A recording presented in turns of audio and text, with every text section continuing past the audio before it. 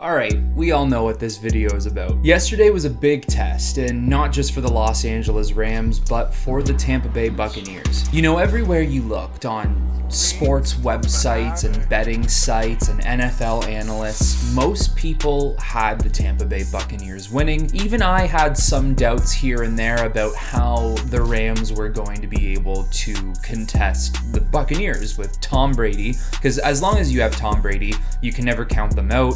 Gronkowski, Mike Evans, Chris Godwin. I mean, I think it's pretty well known that the Buccaneers defense is beatable. They are suffering from some injuries right now, but overall, I mean, they are more of an offensive team than they are a defensive team. Regardless, I gotta tell you right now, I was nervous yesterday. I could not stop fidgeting and moving around. I have not been nervous for a football game like that since they made the Super Bowl in 2018. If you're a Rams fan, of course it feels good that the Rams won and we are the 3-0 team and Tampa's now 2-1.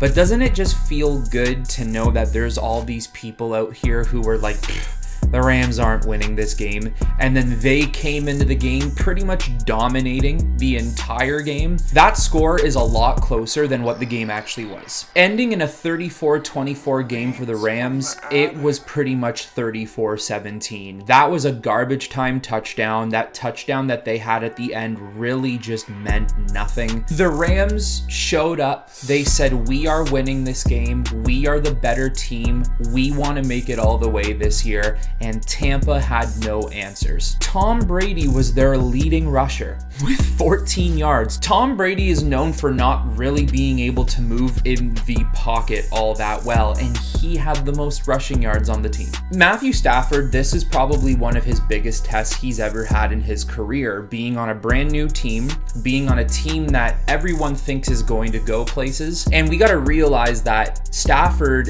was in a situation yesterday where he's never experienced so much interest in a regular season game, and a week 3 game at that as well. He's playing the previous Super Bowl championships at a home game in LA. The stadium was loud. LA does not allow for failure.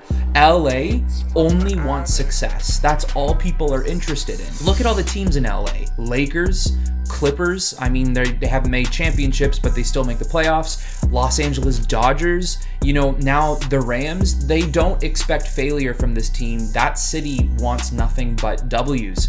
So he was playing one of the hottest games in his career, and boy, did he show up. Nearly 350 yards and 4 touchdowns. You know, he started off a little shaky. You know, 1 for 6 and 7 yards. It wasn't the best, of course, but he got into a rhythm. And Matthew Stafford has a history of that. When he gets into a rhythm, he stays in that rhythm and he doesn't let it go. And he stayed in that rhythm, guys. Everyone in this offense is eating. Higbee, Jefferson, Robert Woods, Deshaun Jackson with that massive touchdown he had yesterday. Cooper Kupp. I swear these guys have some sort of like brain activity between the two of them because they're so connected. He was 4 yards off from having another triple-digit yard game and another 2 touchdowns. He's 5 touchdowns for the year already, only in week 3. You know, I've heard a lot of people saying that Cooper Kupp is the best wide receiver in the NFL right now, and maybe if you want to look at specific stats, he could have a case for that. I still think like a Devontae Adams, I still think he is the best wide receiver in the game. I think it's a little too early to give it to Cooper Kupp, but if he continues to play this way, and if he continues to get the ball from Matthew Stafford, you know, 20, 30 yards down the field or 50-yard bomb touchdowns or whatever it is, he might be an offensive player of the year. He might be the best wide receiver this year. And look, it's week 3. You know, if you want to start losing games, I think it's always safer to start losing games now, because the last thing you want to do is hit a losing streak near the end of the year or lose a super important game like the playoffs. But still, at the same time, you look at it in another situation, it's always good to just win. Win as many games as you can, especially when you're in the NFC West. You need to pile on these W's as much as you can.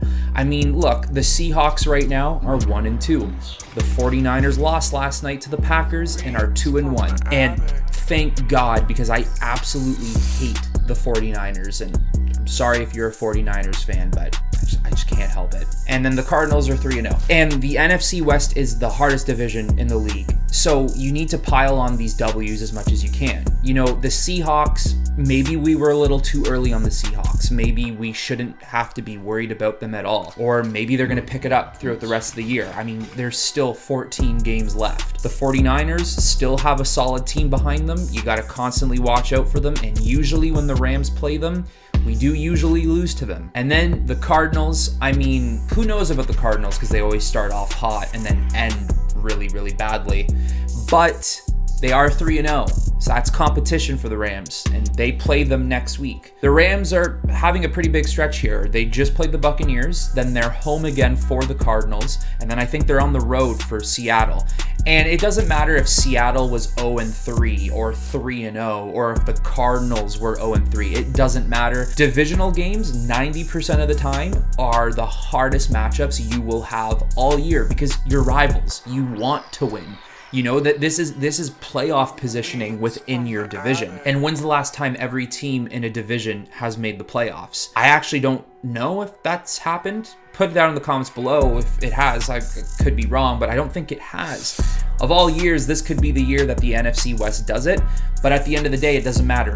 Rack up those wins as much as you can. Now, I've said this about the Rams defense this year, that I do believe they can be a top 5 or a top 3 defense. It might not look like that statistically when the regular season ends. It's because they are playing a bend, don't break defense. So they allow you to get these yards through the air.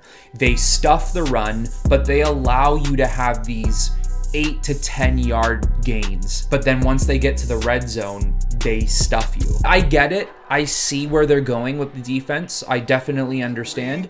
I'm not a huge fan of it. I like the just pure lockdown defense they were playing last year. But look, if it gives you the lead in games, if it helps you win games, do what you gotta do. Do what you gotta do to win. I mean, Tom Brady, he threw for over 400 yards yesterday, had 1 passing touchdown and 1 rushing touchdown, and it still did not matter because in the biggest moments of the Rams' defensive play, they stuffed them. They stuffed them and stopped them in moments where it really, really mattered. So at the end of this game, they can look back at that and be like, yeah, he threw for 400 yards, but he can have that because it didn't mean anything. And I think something the defense really had to do, which allowed other people to get all of these yards through the air, was the fact that they stuffed Gronkowski. They did such a good job stopping him. You know, usually they had about 2 guys on him, but Jordan Fuller he impressed me yesterday.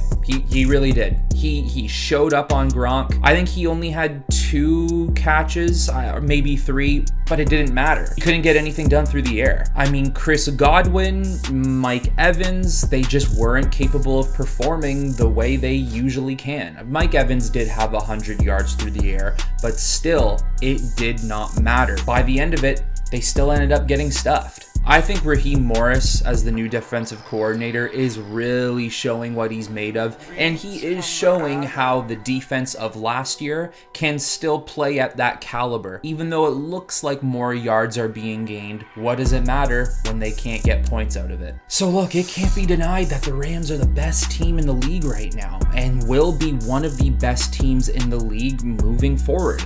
Guys, Kansas City Chiefs dropped to 1-2 yesterday. I mean, that's probably not going to stop the Chiefs from winning their division and winning more games, because they more than likely will. But they're 1-2. Like, no one could have saw this coming. No one thought that Kansas was going to go 1-2. Everyone thought they were going to be 3-0. There's already only 5 teams that are left undefeated now, and Rams are one of them. And I do believe they're the only true team to be a 3-0 team. You got the Denver Broncos, who haven't really faced pure talent yet. You have the Carolina Panthers, who defensively I think is just awesome. You have the Oakland Raiders, where I don't know yet. I want them to be for real, but I don't know. Then you have the Arizona Cardinals, where we're gonna see next week, Rams and Cardinals. We're gonna see who's more of a true team. And I can tell you right now, in my opinion, even if the Cardinals lose that game, I still think they are a real team. It'll just be because the Rams are such a hot team right now and probably will be for the rest of the year. But who knows? This is the NFL. Anyone can beat anyone at any time. You just need to be prepared. I think the Rams are prepared for the year. Last week, I released a video about my super early NFL playoff predictions. And you know, I'm thinking about the list right now, and I might have been wrong about a couple of things, but hey, that's why they're early predictions. My opinions are gonna change as the year goes on. How much can you really tell 2 to 3 weeks into a league? I mean, you can start to definitely tell some things, especially when teams are 3-0 or 0-3, what teams deserve it, what teams don't. Like the Indianapolis Colts, they really should not be 0-3 right now. So there are things that you can definitely tell, but still there are 14 weeks left. But in that video, if you haven't checked it out, go watch it. Leave in the comments below how wrong I am so far. But I had Pittsburgh Steelers making it pretty deep this year, and now I'm thinking like, oh dude, why did I think that? Like now I'm thinking Pittsburgh ain't really gonna go anywhere. Roethlisberger is so old, and he shows it. That defense is made of glass. The offense just can't click together. Yeah, I was definitely wrong. But there are still predictions in that video that I think are going to happen. You know, I predicted certain things for the Rams and the Packers and the Buccaneers and the Chiefs and the Bills. But that's what's exciting about the regular season, because things can constantly change. But look, I know this was the regular season. It's only week 3. The playoffs are a completely different beast in its own. I mean, do you think Tom Brady goes into games thinking like, all right, you know what, we can lose today? I don't really think we need to win the game today. No, that's not how this works. I don't think people can continue to downplay how good the Rams are. Everyone has their job, and everyone is executing it perfectly. And the only thing that will stop the Rams from playing at this high level is injuries. I mean, look at some of these teams going through some hardcore injuries. Baltimore Ravens, San Francisco 49ers, Pittsburgh Steelers. It's unfortunate, but as long as the Rams stay healthy, they can continue this high level of play. A quick shout out to Sean McVay. 40-0 at halftime? This guy is 40 wins and 0 losses when he's leading games at the half. That is a disgusting statistic. And that statistic can end at any moment. The day will come where he's leading at half, and maybe they're just not capable of holding on to it. But the fact that he could reach 40 games like that, that's when other teams start thinking about the Rams and saying, look, if we are losing by halftime, there's a good chance we might lose this game. That's the type of fear that Sean McVay and the Rams have put onto these other teams. That is not a stat that can be ignored, and that is definitely a stat that scares other NFL teams. But anyways, guys, that's it for this video. I just knew I needed to make a video about the game yesterday, Victory Monday, and it feels so good, especially coming out with a W against the Tampa Bay Buccaneers, and a rather dominant W at that. The Buccaneers just had no answers, and the Rams looked like they could oppose whatever they wanted on them, and it worked. So if you're a Rams fan, make sure to drop in the comments below how happy you are with this team, how excited you are for the future of this team this year, because I can tell you right now, I am so happy from what I'm seeing from them within the first 3 weeks. And if you're not a Rams fan, make sure to still leave some comments below. Tell me your opinions on the team. Tell me opinions on your team and what you think is going to happen throughout the year. I will be making another NFL playoff prediction video a couple weeks from now when the season starts to develop a lot more. Maybe like 10 weeks in, 12 weeks in, a little closer to the playoffs. That way I can look back at my video that I made last week and see how right or wrong I'm going to be.